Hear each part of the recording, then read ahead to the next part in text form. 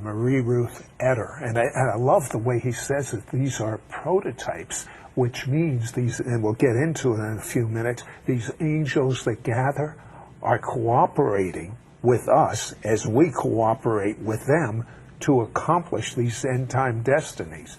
So tell me about Marie Ruth Etter.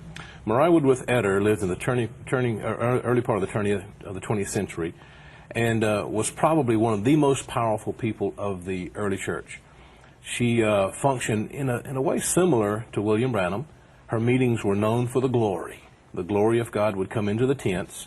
She traveled in a covered wagon, from different parts of the country.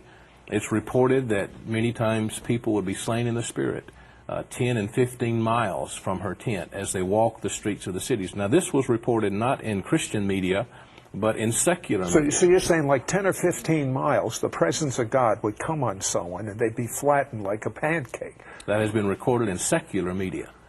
And many of the miracles were recorded. And you know what you told me when we did a radio interview, which I thought was so fascinating, is how she learned the Bible.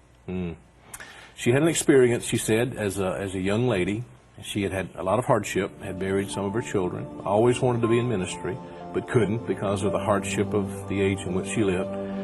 And she tells in her journal about one day when she turned around in her little cabin and there stood the Lord Jesus Christ right there in her midst. And he asked her a question. He said, "Why aren't you in my vineyard?" She said, "Well, Lord, I'm a woman." And I was pretty sure the Lord knew that when he showed up, but apparently he didn't have a problem with that. So then he asked her again, "Why aren't you in my vineyard?" She said, "Lord, I don't know your word."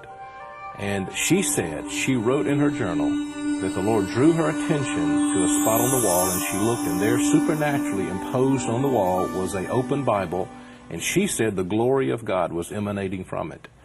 And she said the moment her eyes fell on it, she understood it from Genesis to Revelations. So then the Lord asked again the third time, "Why aren't you in my vineyard?" She said, "Lord, you give me the power you gave those Galilean fishermen, and I'll go." He did, and she did. And so 44 years of miracle ministry without one tainted thing taking place in her whole life. So there'll be a company of people that will be moving after the same miraculous ministry that she had. I believe that's the promise of God. And so that's why you're studying all these people, because they're prototypes of what's available to us.